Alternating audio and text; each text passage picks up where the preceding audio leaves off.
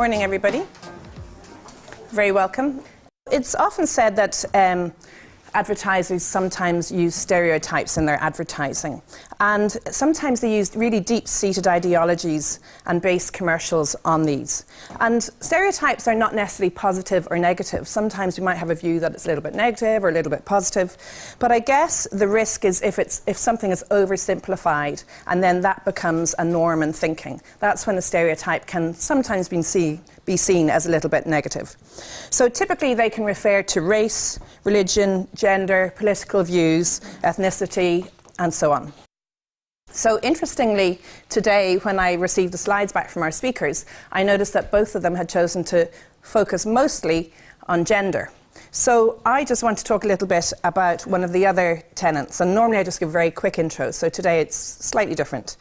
So I think that our current focus on inclusion and diversity is very much about women in Ireland at the moment. And I don't know whether that's just because us females are shouting a bit louder than some other people. But in other countries, there's a lot of talk around ethnicity in advertising as well. And there's a bit of a movement around that. I'm not sure we're really thinking about that here just yet. If we look at our census data, in 2016, it tells us that only 82% of usual residents in Ireland are white Irish. Nearly 40% of those African ethnicity were born in Ireland, and there are over 500,000 non-Irish living in Ireland, nearly half of whom are between the ages of 25 and 42. So Ireland is certainly looking quite different to when I grew up here, and it was very monoculture, and I have to say I'm really glad that it's much more of a mix. So I guess for me the question is, are we missing a trick about maybe embracing some of those ethnicities within our agencies, within our companies, and within our adverts? And maybe in the future some of our workplaces will look a bit more like this, but maybe with a few less suits. But I really think that to make creative storytelling work that can really speak to our population in Ireland, we need to have a really good mix of people in our teams. But equally, if we want to make really great advertising that can speak beyond the communities in Ireland, and to be able to speak globally, perhaps we have to think about how our messages incorporate that thinking as well. So just to very quickly end my piece with a little ad, I was thinking how I could show something that brought together this idea of ethnicity recently. And I was going to show the Airbnb piece, and then I thought, well, probably everybody has seen it. So I'm not sure if you know this one. This is Nando's in South Africa, and they started there over 30 years ago, and throughout that time they've been renowned for their quirky advertising, and actually people really look forward to seeing the Nando's ad. And to understand it, so this was run last year in 2018, and in fact there was a lot of uproar wondering whether the state broadcaster could run it on TV. But to really understand it, you have to understand that South Africa is just a huge melting pot of people, and from all different places, from Europe, and tribes that have migrated from all across Africa. And the original people in South Africa were those original bush people. So hopefully that gives you some context for this here. You know what's wrong with South Africa? All you foreigners. You must all go back to where you came from. You Cameroonians, Congolese, Pakistanis, Somalis, Ghanaians, and Kenyans. And of course, you Nigerians. And you, Europeans. Let's not forget all you Indians and Chinese. Even you Afrikaners. Back to Swaziland for you Swatis, Lesotho for you Sotos, Tswanas, Vendas, Zulus, everybody.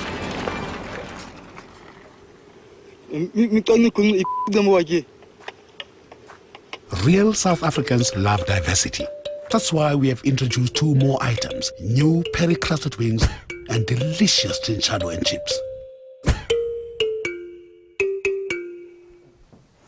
I think that's quite funny, and I suppose at the heart of that is they were talking about diversity within their menu, but also diversity within South Africa, which is a constant topic that they're talking about there. So I'm now going to hand you over to our first speaker, which is Max Brady. So as a former president of the Union of Students in Ireland, Max Brady knows what it means to take action, and I believe some people think she might be a bit radical at times. But it's exactly that kind of attitude that has allowed Max to forge a unique and very successful career in the world of TV and commercial production. So today, Max is co-owner, managing partner and executive producer of the creative production company Pull the Trigger. Pull the Trigger represents a diverse roster of directors working with ad agencies and clients domestically, and also maintaining a strong presence internationally and encouraging people to come and film in Ireland. So I'll pass you over now to Max. Thanks, Sue. And a very intimidating room to be talking in. It's probably one of the most intimidating ones I've done in quite a long time. So thank you for having me, and bear with me. I'm a little bit nervous. So I'm very pleased to be here this morning, obviously, and I wanted to share some ideas with you around stereotyping, specifically kind of talking about gender, but also touching a little bit on ethnicity stereotyping as well.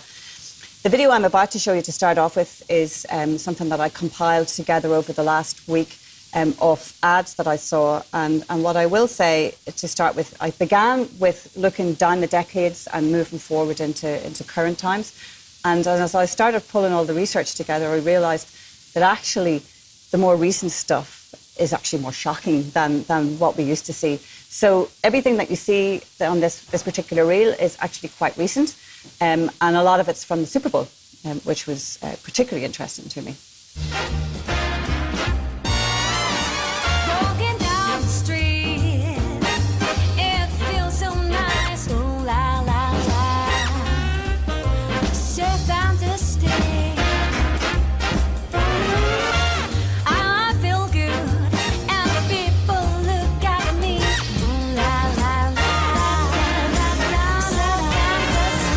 Siéntete bien.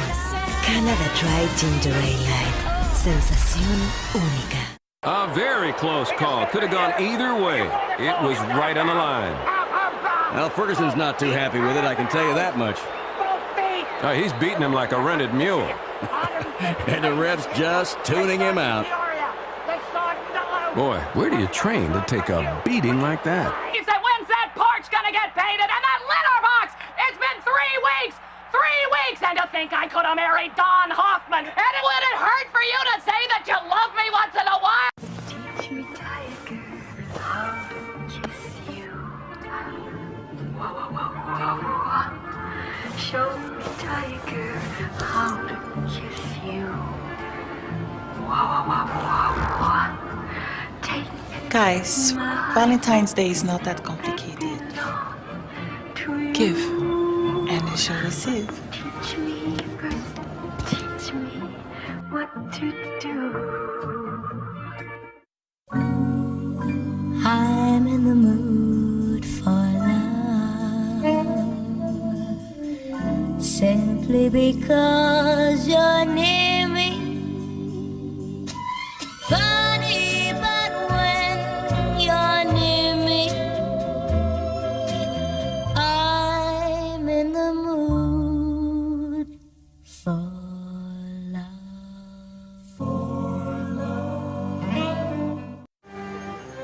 我愿意。等一下，等一下，你看一下。妈妈，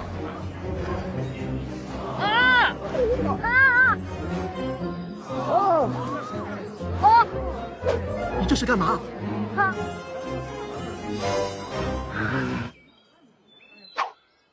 重要决定必须谨慎，奥迪二手车在线 4S 店官方认证才放心。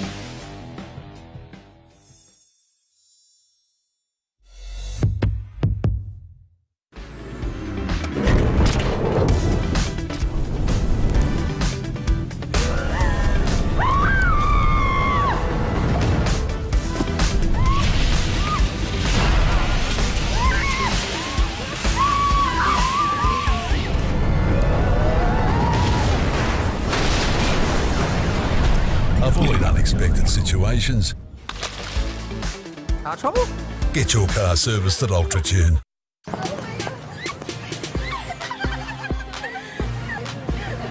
Eggs and donuts! And milk!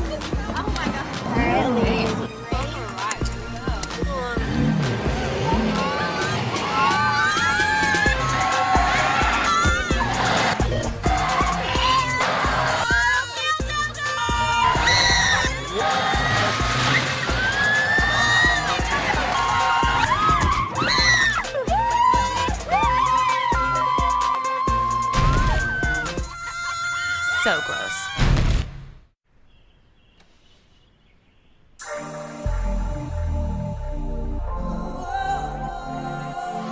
Got what you want, got what you need. Be your dream, but be your fantasy.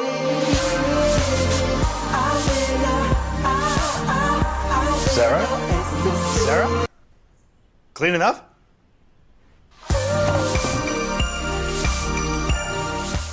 And let's breathe and release right into cobra position. Continue to relax and release that negative energy. Inhale, arch. Thrust your pelvis to the sky. And exhale, release into the stretch. Good. Focus, focus, focus. For the great taste that won't fill you up and never lets you down. We do the hips to the sky thing again? Yeah, that was great. Make it a Bud Light. She's not very relaxed.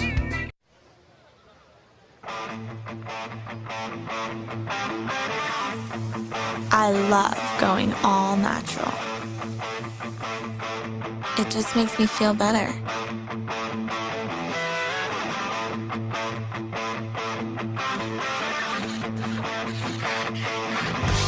Nothing between me and my 100% all natural, juicy, grass-fed beef.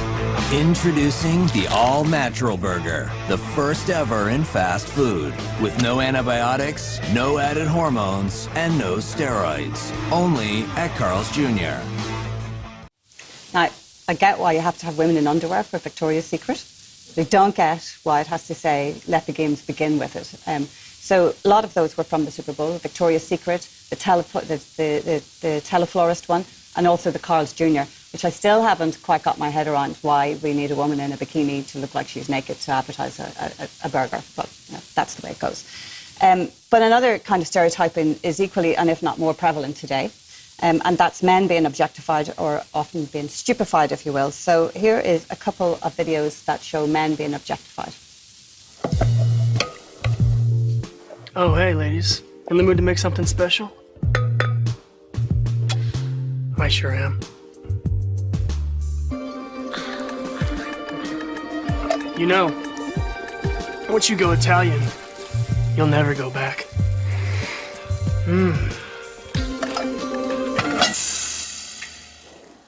Steamy.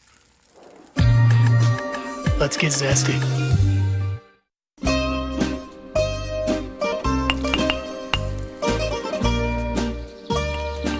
New Muller Light Greek-style cremas. Whipped.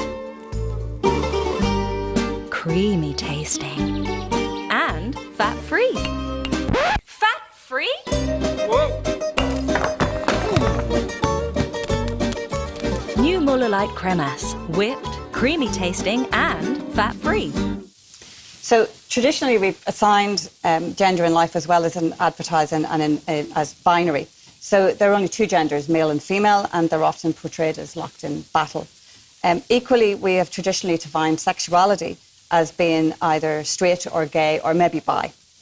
But the truth is that there are more than two genders, just as there are more than two or three types of sexuality. Many of these variances are broadly accepted scientifically and medically. However, politically and societally, we still have a way to go on that. Many of these identifications may be less familiar to us, and I readily admit that I'm not understanding all of them. For example, there is trigender and bigender, both of which can come under the umbrella of pangender. What started out as LBGT has now evolved into LGBTQIAPK, which is, in case you didn't know, stands for lesbian, gay, bisexual, transgender, queer, intersexual, asexual, pansexual, polygamous, and kinkiness. That's a list that no doubt will continue to grow over the next few years. So what does it all mean when it comes to representing people, or defining target audiences, as we like to call them in our industry? The feminist movement has certainly achieved a lot in terms of changing the way women are depicted in advertising. But before we mark that down as a complete success, let's consider what feminism really is. Feminism has been defined as a range of political movements, ideologies and social movements that share a common goal to define, establish and achieve political, economic, personal and social equality of sexes. This includes seeking to establish the educational and professional opportunities for women that are equal to those of men. The key word here is equal. Interestingly, what we often tend to see over the past number of years is not an equaling of the sexes, but rather a tipping of the balance into a new era of inequality, at least at a representative level in advertising. What I'm referring to here is a steady societal change that ironically has left many young men feeling worthless, or at least worth less than women. Men's sense of place in society is slowly being eroded through the rise of incels, involuntary celibates, highlighted in advertising by images of young men as dopey, moronic, or as Instagram-ready beefcakes who are uber-sensitive to the needs of their equally Insta-ready girlfriends. Meanwhile, the men who still who hold the decisions, hold the power in our societies, and often take one of two extreme positions. A, they cling to notions of femininity needing to imply chasteness. This manifests in our courts, where women are castigated for choice of underwear, for using makeup, for wearing fake tan, and for other fashion decisions. Or B, the idea that women's sexuality is something that can be traded or demanded as a kind of quid pro quo, payment for connections or for other favours. The famous and infamous Harvey Weinstein. Of course, many of us still use sex to sell our products, but usually through traditional men and women roles. Here, for example, we have a video that I think is really rather outrageous and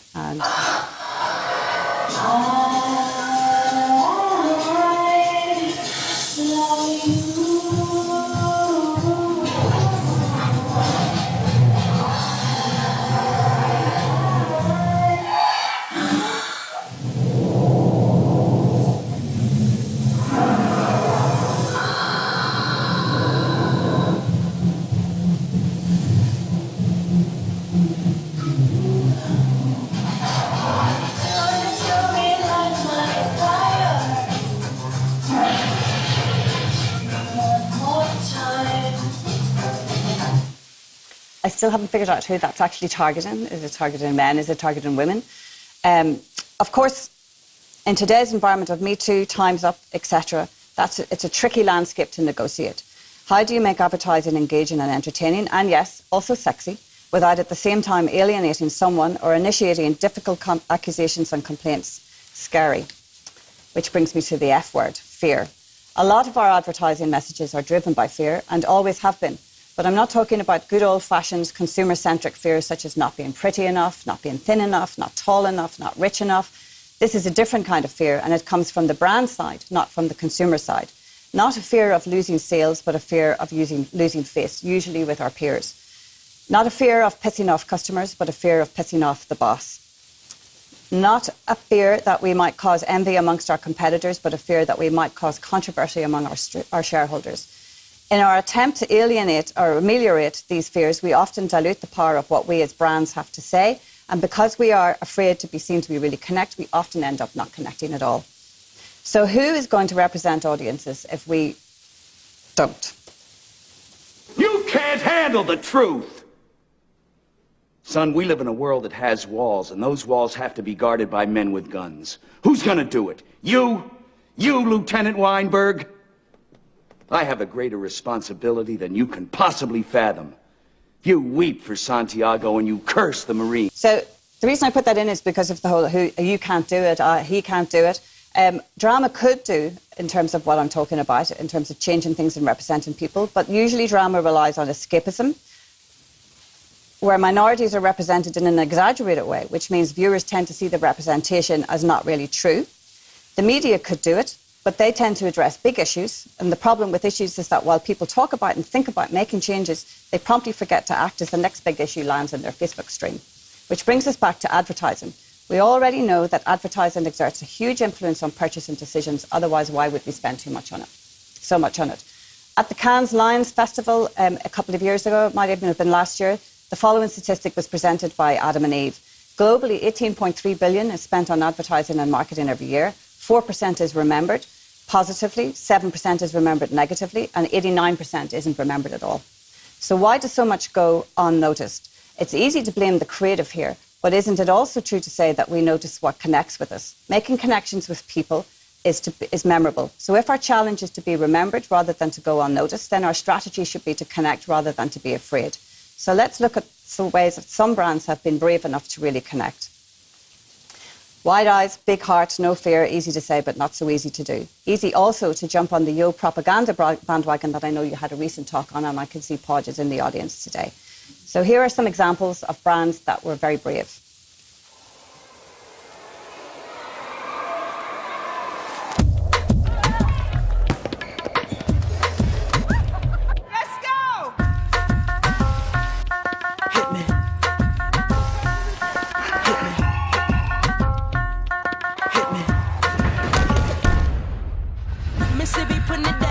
I'm the hottest round, and if you want me, y'all can stop me now.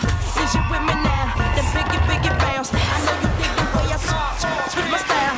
Get your freak on, get your freak on, get your freak on, get your freak on, get your freak on, get your freak on. People, here I come. Now sweat me when I'm done. Now people gather round. Now people jump around. Get your freak on, get your freak on.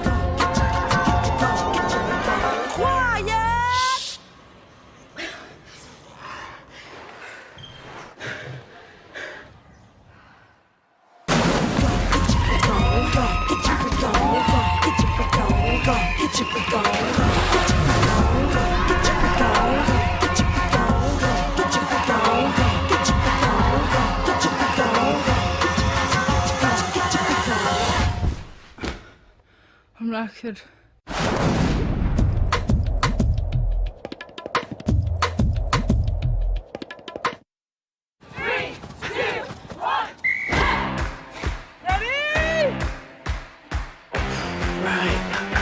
Many people wonder where my secret lies.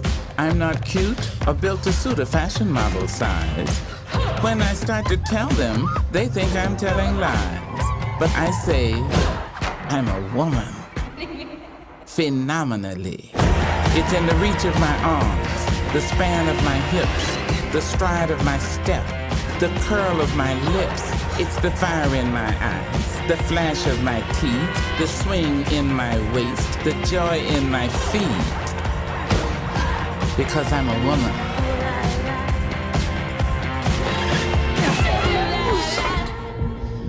Phenomenally. Phenomenal woman. It ought to make you proud.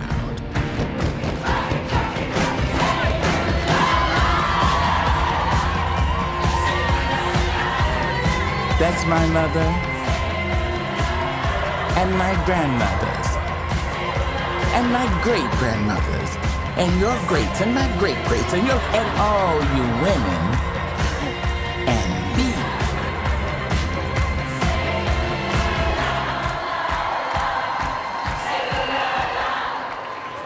Amazing.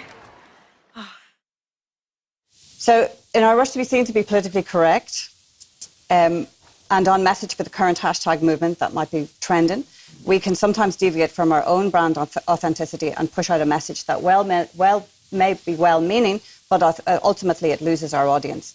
Activism for the sake of activism, to try to reach the activist community, is seen for what it is: cynicism, or at the very least an attempt to detach from those of us who are feeling woke from the money in our wallets. This next video shows about gender diversity.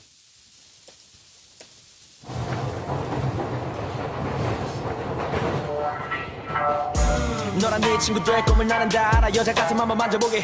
아무것도 안 하면서 부럽다고 싫어하는 boy들이랑은 아웃게. Man 아웃게. 너가 원한다면 그냥 바라봐줄 수는 있지. 만나고 빛나를 왜 눈물만 더 완벽할까봐 스티비 같이. 여길 다 나홀로 집을 난 마치 캠핑 같아. 다 뺏어 다 가챙길 거야 나 양아치 다. 혼자 다 해먹은 마치 난 북한 대통령 같아. Hey, yo, hold up. Bring that beat back real quick, man. Yeah. 아름다운 신부의 찌르기 약간 thrown out with the bouquet. Co-ex 번호번호 내 빠심한 먹는 모습 like I'm fishing in the buffet. You can have what you see through nothing but can you dig it down the Phuket? So in terms of equal opportunity, it's no good to just slap an equal opportunity message on your packaging on your end frame as though if you're paying female staff less. You can't just throw the odd black person into your background extras and call yourself diverse. You need to put people front and forward. Nor can you get on the gender neutral bandwagon if you don't really mean it In today's social media-driven world, it's far too easy for a consumer to find out if you're putting your money where your mouth is. You also can't espouse equal rights in your TV commercial for those of us who are still questioning or moving along on the sexuality continuum if gay men, lesbians or those transitioning can't be open in your offices. We live in a faux power movement. I wish I'd made up that word. Somebody else did. We empower women to live their best lives. We talk to women and to men about limp, greasy, greying hair. Try this shampoo. Busy working mum with messy kids. Look how this floor cleaner will spruce up your life. Looking more than your age due to lack of sleep and hours in front of a computer screen. Here's a cream that will help with that. Messy, painful, torturous periods. We can fix it with this sanitary product that will not leak and will allow you to wear tennis rights even on your heaviest day. In our faux empowerment, even madness, are we actually falsifying and diluting our messages so much that we risk undermining what real empowerment is about? And do we fail to recognise that genuine power is very far from the grasp of most ordinary Irish women, just as it is from the grasp of the black guy, the brown woman, the kid who hasn't quite figured out if he's gay, bi, asexual, or indeed what gender he or she might identify with? But imagine if we never lost sight of the fact that the fight for equal rights for women is really a fight for equality, recognition and true empowerment for all of us. We must also consider that if we continue to stereotype gender in our advertising, make half-hearted attempts to address the imbalances, then heap praise on campaigns from someone like Sport England and wish we'd come up with it, then we lose our place in the world as the little island that voted for marriage equality by public referendum, that threw off the shackles of a misogynist anti-woman regime by repealing the Eighth Amendment. We are world leaders in this country. We have creativity and talent on our shores that is above reproach. We can beat the rest of the world at their own game with authenticity and genuine messages. The days of stereotypes based on poorly conceived bullseye target audiences are over. The consumer of tomorrow will respond to stories and ideas that really resonate. Stories based not on thinly veiled stereotypes but on powerful archetypes, which sounds like my cue to hand over to Sandy for part 2 of today's presentation. Thank you very much.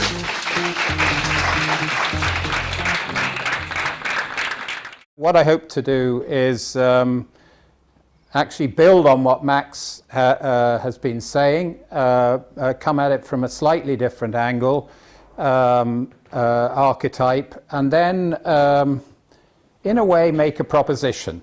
And that proposition is a renaissance of brand.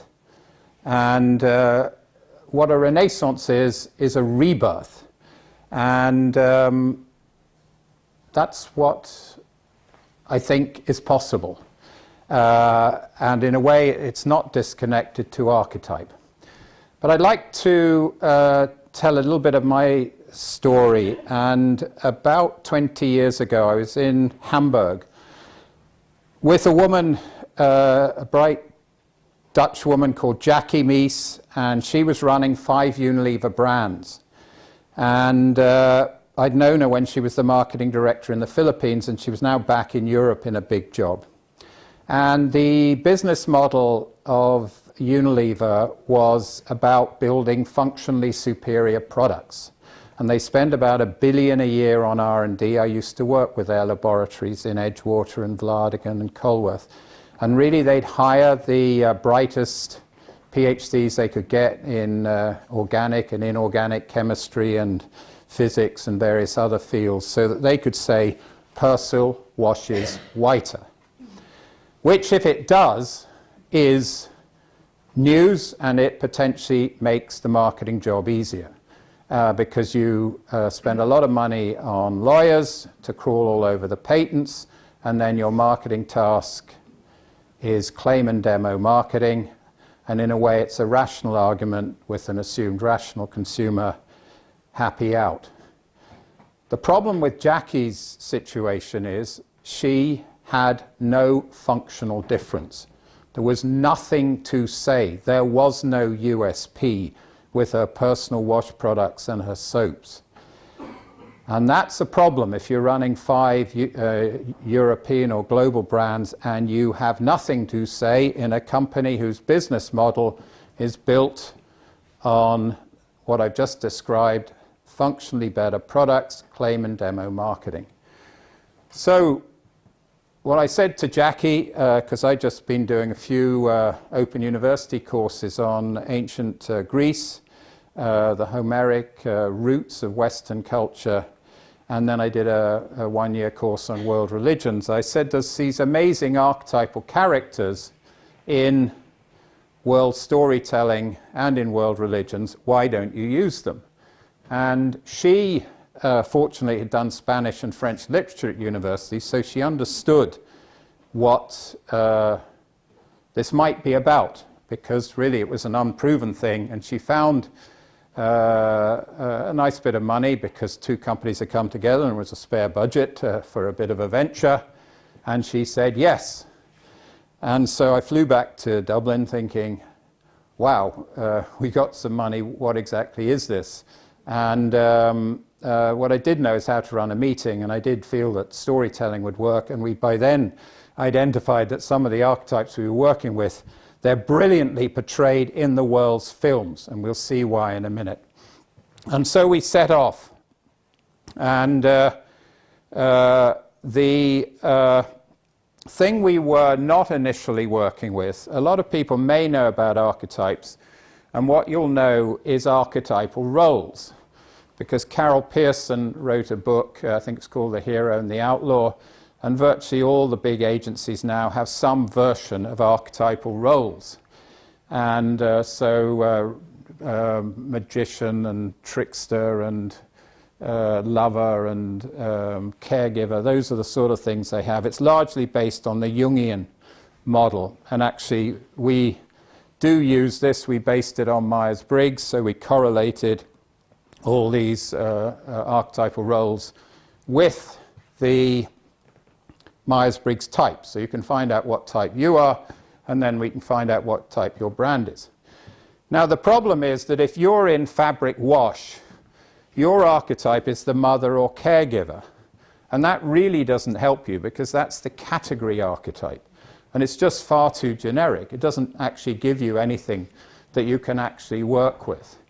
So we like to go one step further, and we like to go into the actual characters themselves in the myths and legends of the world.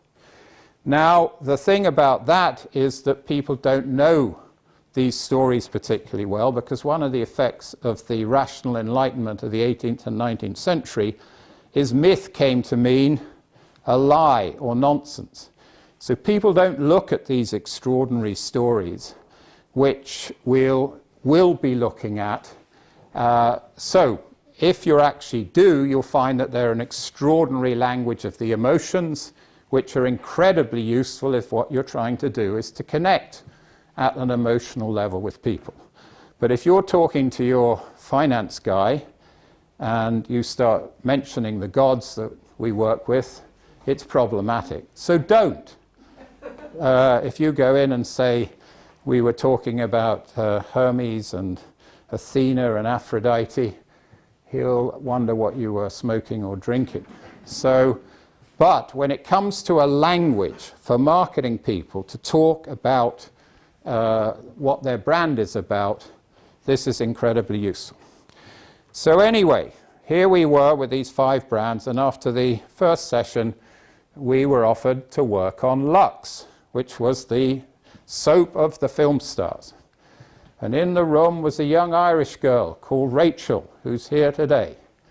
And on the first day, she listened to all this stuff and was thinking, Jesus, that wasn't what I learned in college, isn't that right, Rachel? Yeah, but when we... 4 Ps. That's right, there were no 4 Ps. But by the time we showed her a few film clips, she got it. And I think it did, she's got it since, so because we'll tell you about another wonderful brand she worked on with us last year, Water Wipes. Now the issue with that sort of category of soaps and beauty products is it's kind of in the lover sexual territory.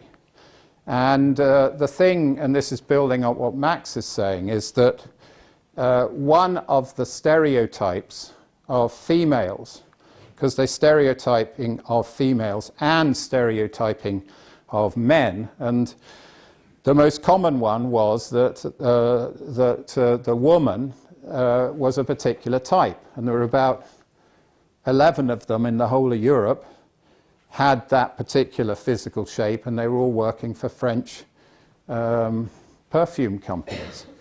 And that, in a way, had become a kind of beauty myth and tyranny. And what we actually did was go a little bit more deeply into some archetypal characters. Helen of Troy, the face that launched 1,000 ships, led to the Trojan War. And Aphrodite, the amazing goddess of love and beauty. So we spent about 2 days in a hotel in Hamburg arguing about the difference. We'd also looked at incredible characters like Circe and some of those other lover archetypes. But in the end, we decided on Aphrodite because because one of the things about the lover is it's kind of based on the Cinderella story, that the perfect woman is passive and beautiful and is waiting for something to happen to her. But that isn't Aphrodite's. She's far more assertive about her femininity and particularly about her sexuality. So what happened is we looked at her in film and absolutely loved some of the portrayals.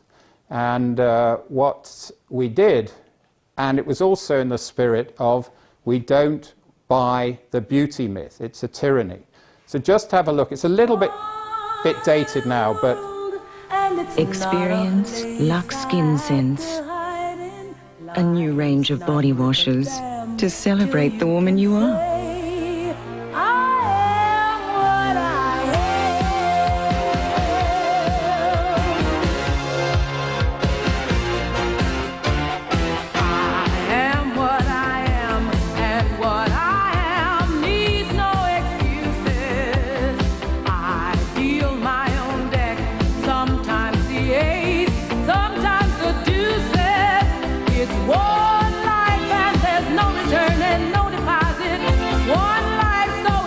Open up your closet. Life's not worth a damn till you can shout out, I am what I am. New Lux Skin Sense. Just be a woman. Now, one of the things when you know the archetype, in the case of Aphrodite, it needs to inform absolutely everything. So one of the things when the French perfume house would come in from Givaudan, they'd smell the perfume. And it would be, does that smell Aphrodite enough? When we came to packaging, it wasn't Lux with lemon and Lux with jojoba. It was gifts of the gods, forbidden fruits. And in Europe, because they weren't putting a lot of marketing money behind it, they just simply came up with a range with those packaging options. No advertising support, and they got 112% hike just with the packaging based on the story. That ad they showed in Australia, and it got a 50% hike in the sales of Lux in Australia. Now the point about it isn't just sexuality.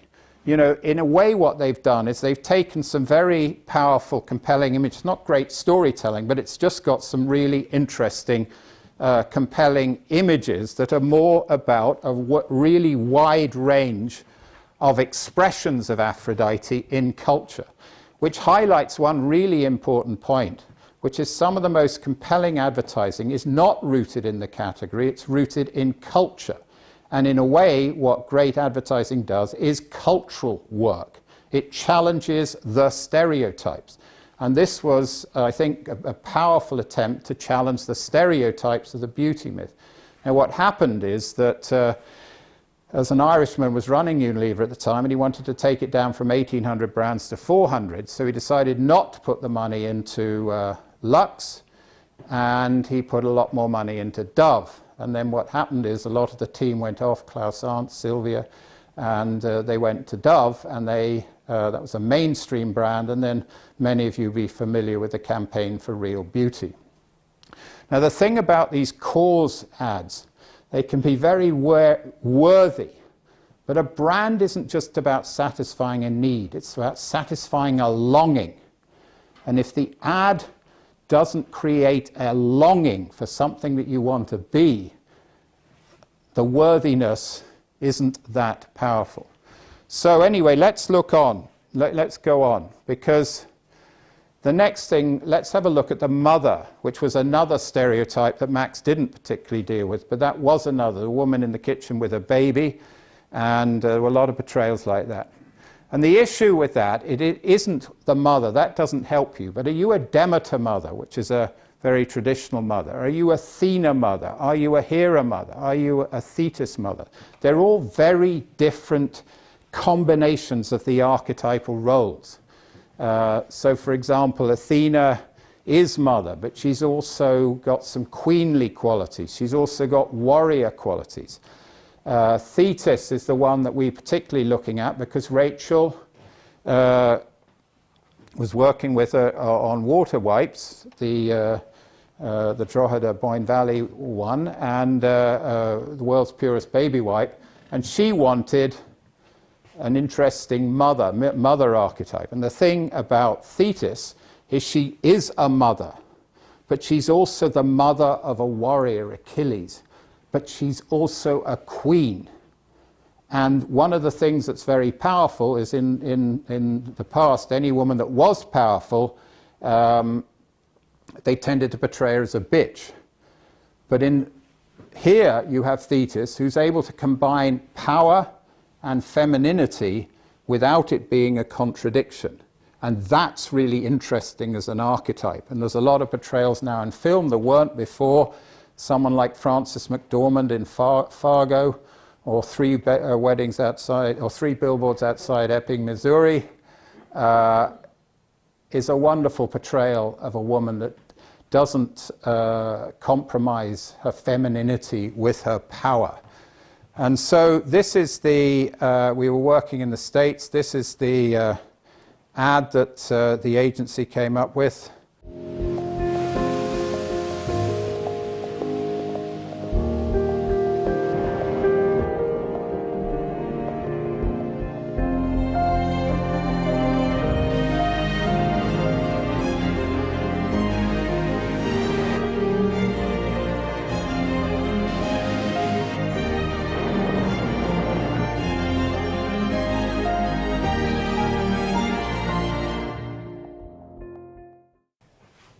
And what we found, having spent about 5 hours on 2 consecutive days with some American mums, was that mothering was both more awful and more wonderful, more real and more magical at exactly the same time.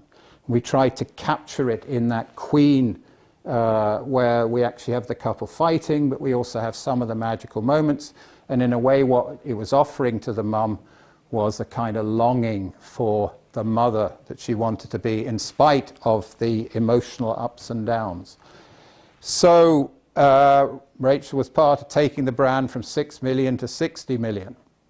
And, but anyway, what about archetypes? They're basically offering a way of going more deeply, and they combine the archetypal roles in really interesting ways. So here's what Northrop Frye says about them. The archetypes recur not because they're true, but because they're the best way of holding an audience's attention. And one of the things we've done is create a huge film archive of who these characters are in the films. And the filmmakers make huge use of them, and once you start to observe or know the archetypes, you start to see them in all the films.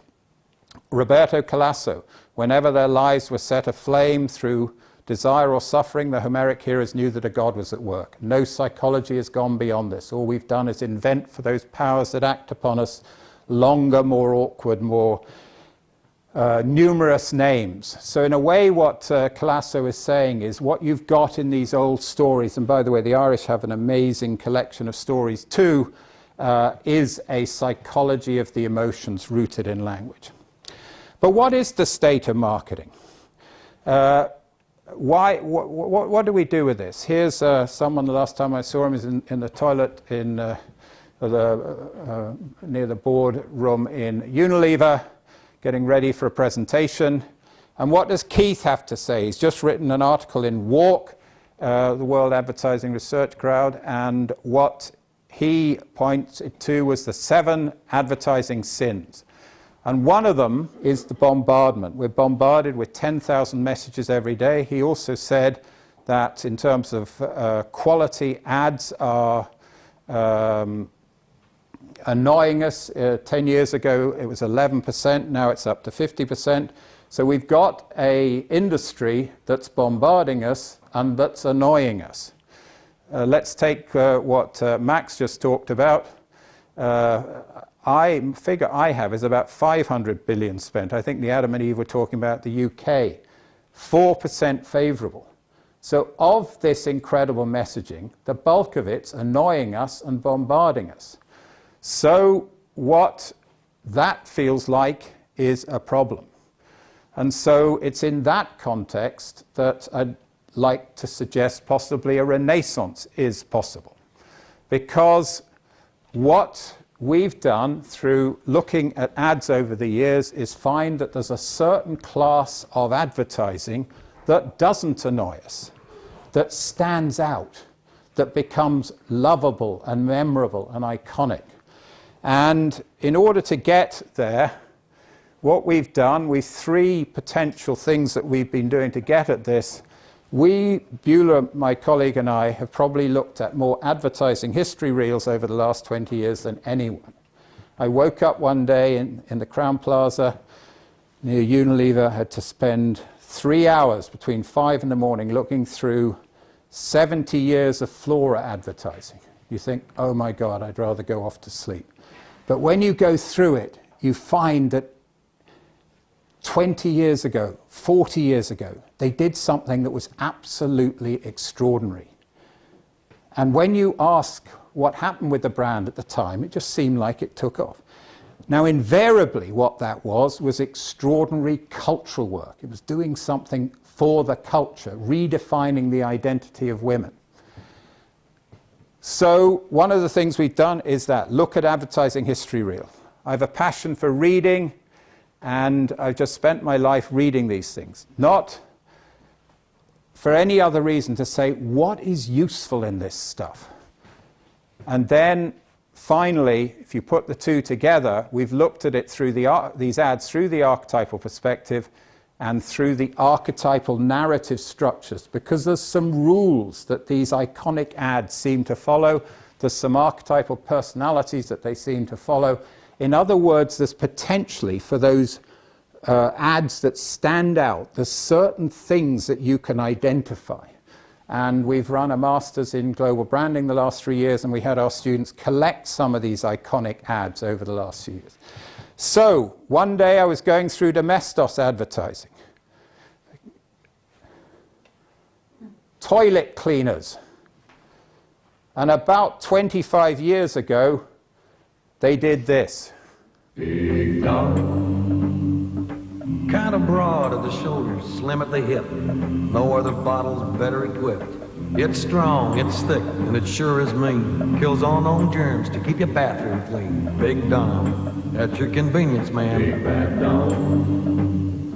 Big some call them toilets, some call them loos. Some are avocado, others are blue. But here's one thing you gotta get in your head. Big Dom kills all known germs stone dead. Big Dom, right under the rim, man. Big Dom.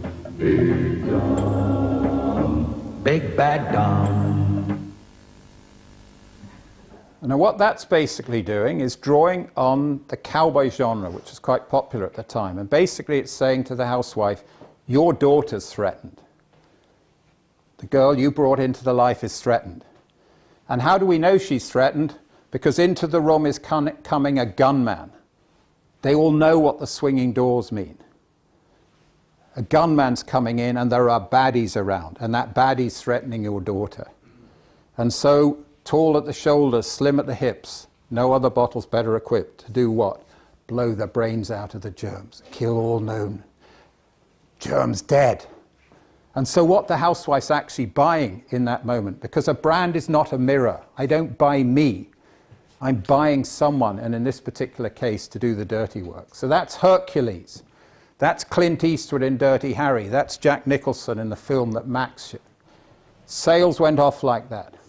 What then happened is UK market research said, make domestos more gentle.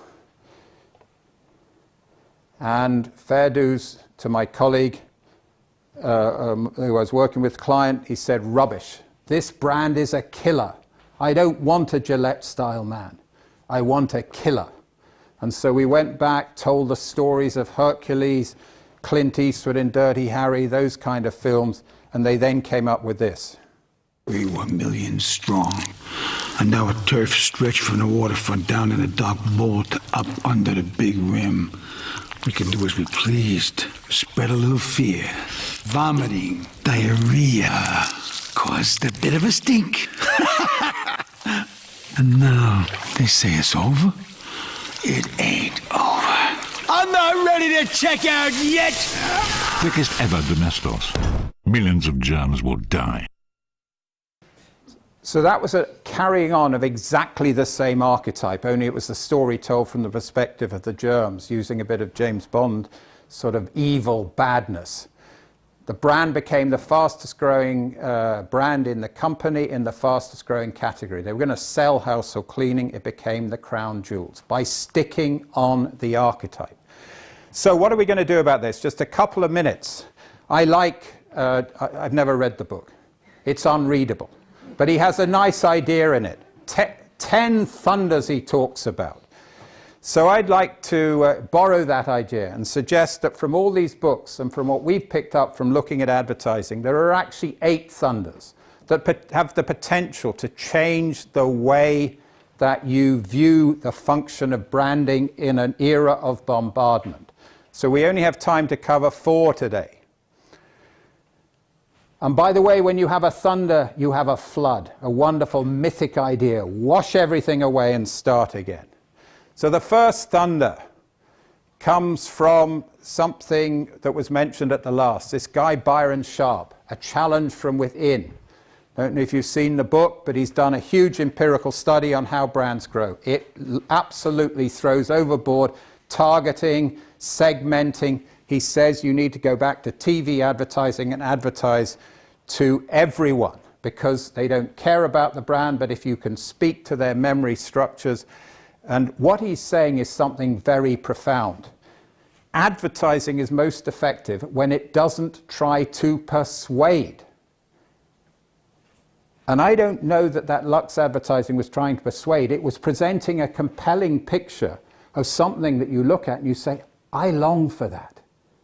And then you just want to jump into that world. So what Byron Sharp is saying is, you're not in the persuasion business. You're in the enchantment business. The next thunder is from the decision scientist, Daniel Kahneman, Thinking Fast and Slow. What he says, people feel, if you summarize it, people feel before they think, and you can't change feelings with facts. So why do cognitive research on advertising testing and ask cognitive questions that elicit a cognitive response when people aren't buying on that basis? They're buying on the basis that you've connected with their emotions, go back to Sharp, because you've triggered their memory systems, their memory structures. Because why did Big Dom know? Because they knew the memory structure of the cowboy film. They knew from the first second exactly what was going to happen.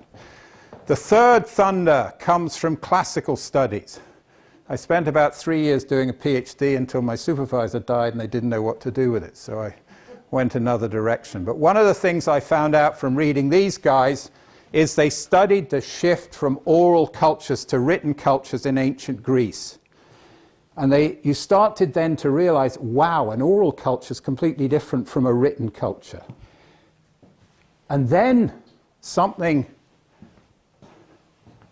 the penny drops. Walter Wrong. Today is an oral culture. People don't read. So understanding the principles of orality is incredibly useful because it's all about memory, because if you don't have recourse to writing, you must use memory. You must memorize things. So how do people memorize? One way is you use rhythm and rhyme. Tall at the shoulders, slim at the hips, no other bottles, better equipped. Now, nobody's written a rhyming poem since the shift to the 20th century, but it still works. Rhythm and rhyme. Another is what this guy does. He is absolutely brilliant at using the techniques of oral storytelling. In fact, I think the classics department of Harvard should give him an honorary doctorate, because he's done more to implement the principles of Walter Ong and orality than anyone I've seen. Now, the point about these myths and oral techniques, they can be used and abused. So this isn't about politics or defense of him or his politics. But the other thing, so one oral technique, epithets. Wily Odysseus, the wine dark sea. What does he do? Crooked Hillary, lying Marco, low energy Jeb. That's pure Homer. But the other thing he does is he uses the foundational cultural myths of a culture. And what does Trump's foundational myths? The cowboy. Homesteaders in Boise, Idaho in trouble need help. Help beyond the capability of the homesteaders. Need strong man with gun. Strong man with gun, not nice man. Homesteaders don't care. Just do what you've got to do. Watch Shane or any of the classic cowboys. Moses, you are oppressed with government regulations. Only Moses, because Jeb Bush is no Moses, can lead you out of the promised land as one of the chosen people. Rags to riches, look at his Apprentice series, that you, poor boy, can make good. Rot at the top, the plot of House of Cards. Drain the swamp. All those myths he used. The one he uses most consistently is mob at the gates. It was the narrative that's been very powerfully used by the Brexiteers. And basically what you do is you aggregate and keep a demonized others, and you make them the enemy. You say they're about to attack you. And that's exactly what he's done. And he's now decided that is his primary mythic narrative. I'm nearly there. Here's one way of responding to it. There is another myth, because you can't deal with that. We call it red rhetoric with facts. You've got to use another myth, or you've got to discredit the myths he used. Here's how Johnny Walker did it. And they showed this the night before the Americans voted. As I went walking, I saw a sign. And on the sign it said, "No trespassing." But on the other side, it said nothing. That side was made for you and me. When the sun came shining and I was strolling, and the wheat fields waving and the dust clouds rolling, as the fog was lifting, a voice was chanting, "This land was made for you and me." As I was walking that ribbon of highway, I saw above me that endless skyway. I saw below me that golden valley. Esta tierra fue hecha para ti y para mí. I've roamed and rambled, and I followed my footsteps to the sparkling sands of her diamond deserts. And all around me, a voice was sounding. This land was made for you and me.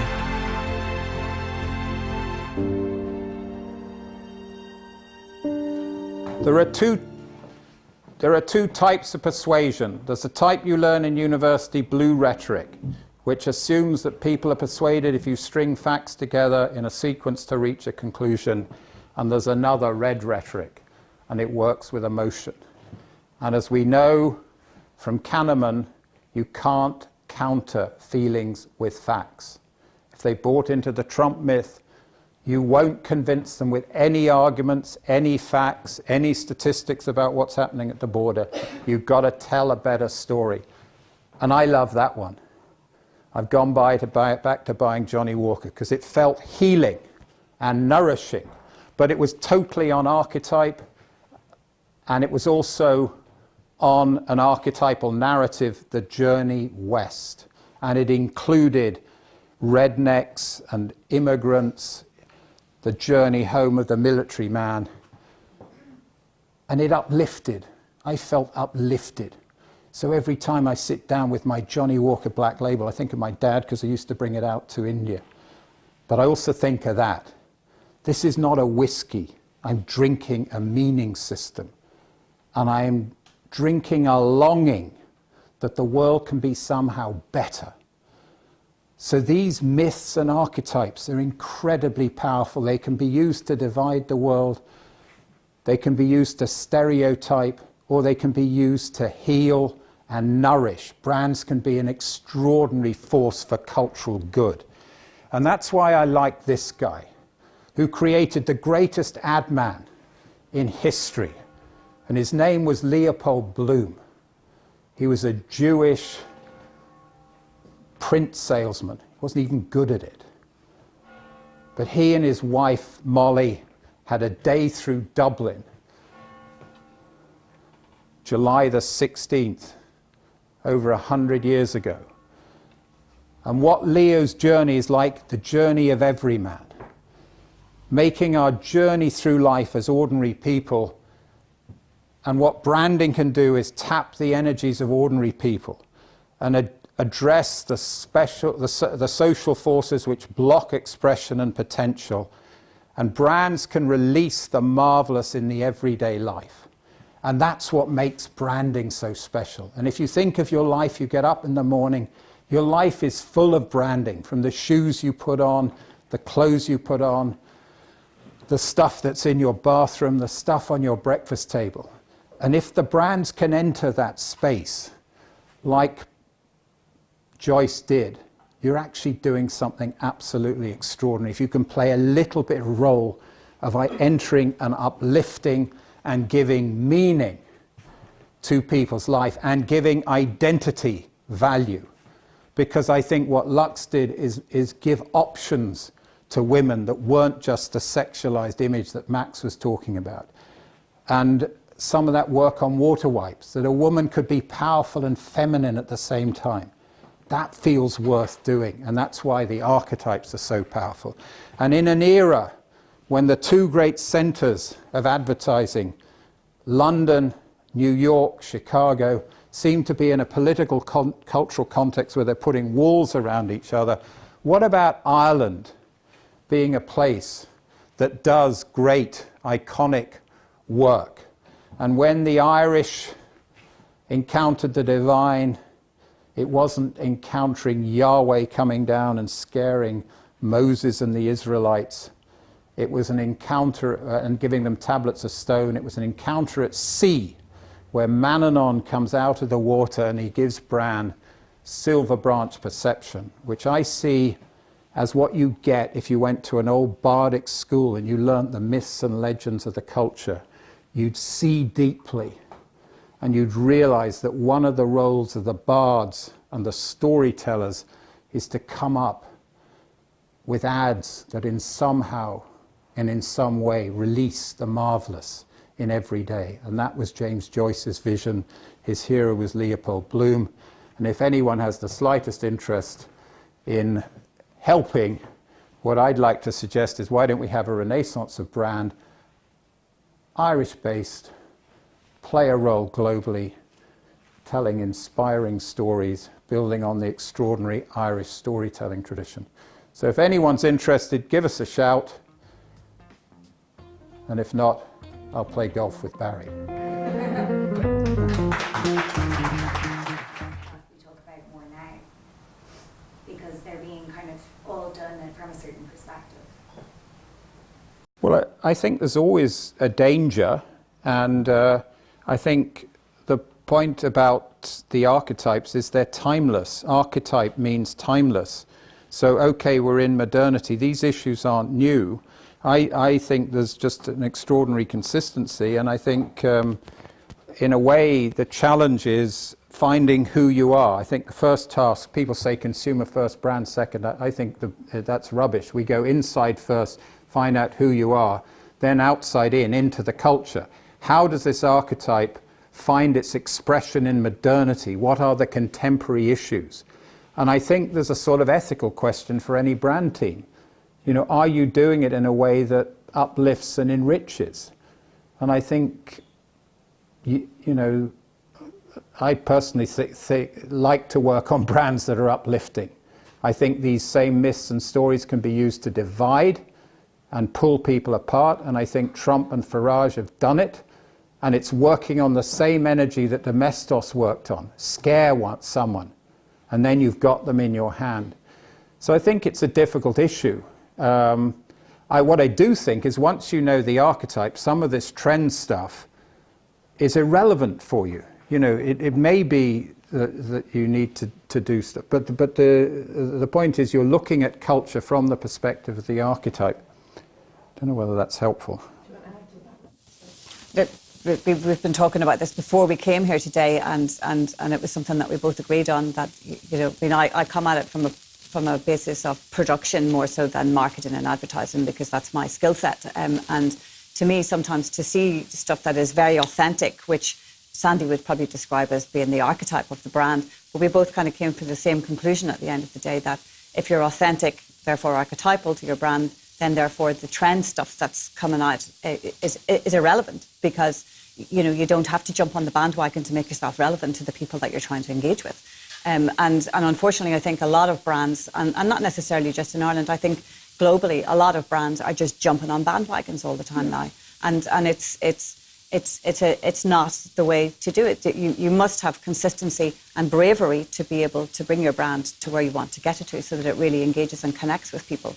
And that means thinking about what you're doing and not worrying about what the competitors are doing or what the competition is doing, and not worrying about being trend-setted, you know. One of the things you realize when you look at brand history reels is how unbelievably inconsistent brands are. They do not take a diachronic through time perspective. They are so promiscuous with the archetypes they sleep with.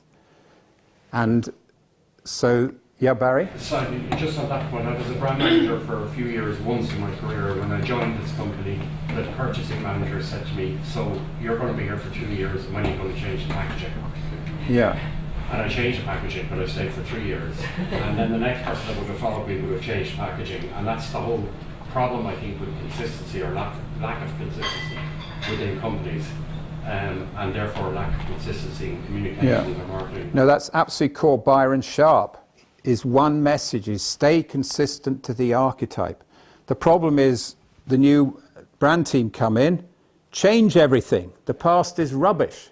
You know, we're now in a digital area, everything's rubbish.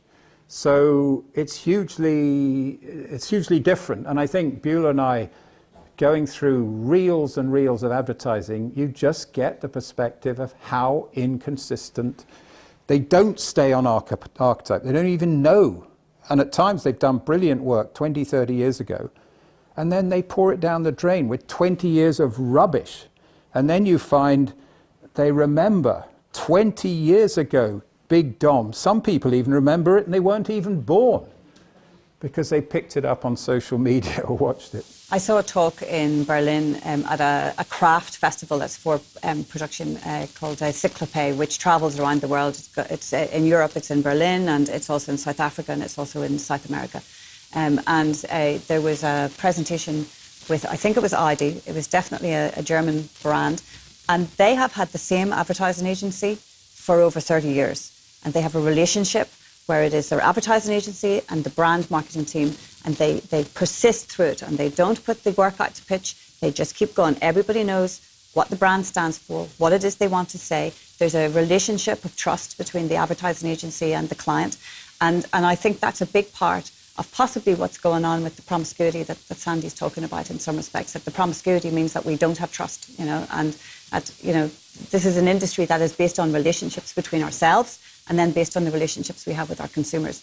And if we could all get back to that, I think this island actually could do some amazing work. We've done some amazing work in the past, and we are still doing some amazing work, but we could do more, and we could do better, and we could be much more a centre of excellence for our industry than London is, because London, quite frankly, I deal with them a lot at the minute, they're falling apart. Yeah.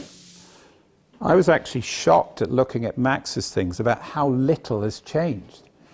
So, Ireland, to a Conor McGregor in the advertising. Any other questions? Not a Conor McGregor, no. Yeah. Sorry, second. In relation to your saying, one of the four thunders was today's culture is an oral culture. How do you think that sits with today's culture when everything is Instagram? It's a very visual culture, and people seem to be talking less to each other.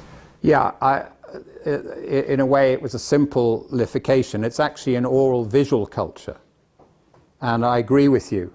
But the oral stuff on Instagram, etc., the most effective of it is narrative based. So it is a narrative oral culture. But the principles of orality are really useful to learn because they're all about memory. And what the bulk of people are in FMCG, the point is that you're walking down a supermarket, 30 to 50,000 SKUs. What causes you to remember that domestos? Wow, Sophie, my daughter, is threatened. And the fact that Tesco bleach is 30% cheaper and exactly the same formulation, I don't care, because you scared me that my daughter Sophie, and that's just unthinkable not to do the best for the person I brought into the world. That's how it works. So I think it's an oral visual. But given that Ireland had oral for 1,000 years longer than the rest of Western Europe, it's closer to its oral traditions. And when the monks came, they wrote that oral tradition down.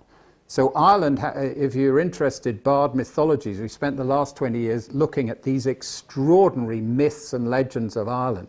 Ireland is unique because the Romans never got here. So if Ireland were to take this Joycean stuff, its own rich oral tradition, which is still alive in the west of Ireland to a certain extent, it could potentially play a huge force for good. And that's why I think a renaissance of brand is potential. And why not? Let's have a go. Great. Okay, I'm going to hand over to Barry now, who's going to wrap up. Yeah. Bang on 10 o'clock. And very, very quickly, it's just really to say thanks very much to Sandy and to Max for some very thought-provoking presentations. I thought they were absolutely excellent. Thanks to Dentsu Aegis for the use of their offices, and to Paul below for his tech support as always. And thanks also to Core, who also give us their offices as well. That's about it. Thanks very much for coming along. April the 2nd is our next stage. We will have Patrick Hickey from Rothko, who this time last year sold their agency to Accenture. So we'll have a Q&A session and a panel discussion with the people from Rothko, which proves to be very interesting. So don't miss that one. Thanks again for coming along and enjoy the weekend.